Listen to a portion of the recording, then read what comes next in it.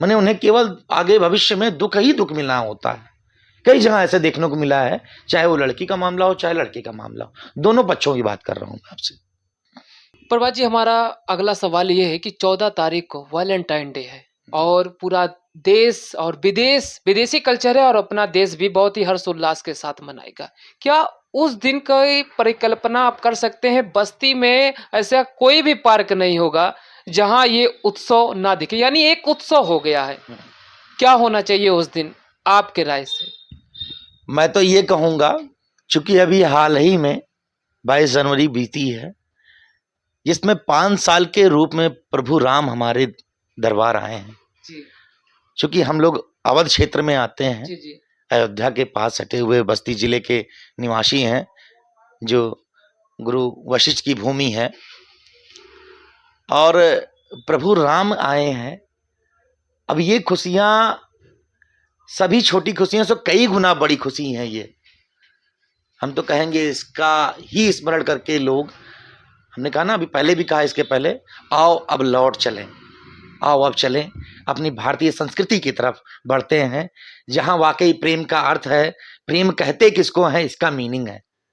माँ बाप का अर्थ है, माँ बाप किसे कहते हैं, इनका महत्व क्या है, इनका जीवन में अपने अगर हम उतार लें तो हम कहाँ तक कितने आगे जा सकते हैं, इसका एक महत्व है। ये खुद देखने को मिलेगा। हमारे गुरु हैं, हम अपने गुरु की कितनी सम्मान कर सकें, अपने माँ बाप का कितने सम्मान कर सकें, अपने इष्ट, अपने भगवान जिसकी हम पूजा करते हैं, उनका कितना हम मान सम्मान कर सकें, ये बहुत मायने रखता है। आप करके देखिए, विश्वास मानिए, वैलेंटाइन डे से लाख गुना बेहतर चीजें हैं आपको करने के लिए।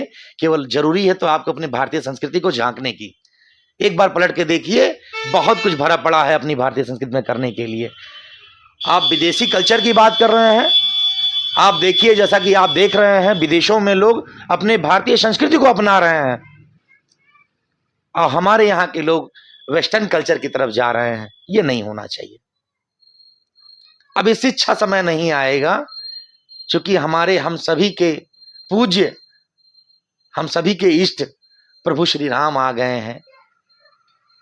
तब हमें लगता है कि वो सबको आशीर्वाद देंगे, सब अपनी सनातन संस्कृति की तरफ, अपनी भारतीय संस्कृति की तरफ फिर वापस लौट चलेंगे।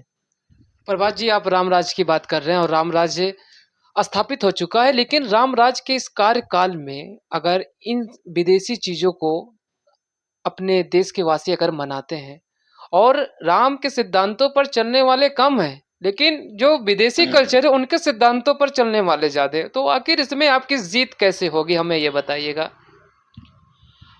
अब आप देखिए ना, पहले लोग नमस्ते करते थे, गुड मॉर्निंग आफ्टरनून करते थे। अब आप भी देखे होंगे कि लोग जय श्री राम, राम राम करना शुरू कर देते हैं। मतलब अगर किसी तरीके से प्रभु का नाम जबान पे आ रहा है वो, तो आपके लिए बहुत अच्छा है, समाज के लिए बहुत अच्छा है, इस विश्व के लिए बहुत अच्छा है, दुनिया के लिए। जान लीजिए, ये जो राम राम शब्द हम कहते हैं, प्रभु को याद करते हैं, तो मन में कहीं ना कहीं हृदय कहते हैं, प्रभु सबका कल्याण करे, इस जग का कल्याण करे। तो प्रभु तो वही है, श्री राम। तो राम राम अगर कहते हैं तो उसका एक अर्थ है। और हम सभी से कहेंगे कि विदेशी कल्चर को आप छोड़ें, अपनी भारतीय संस्कृति की तरफ आइए चलें।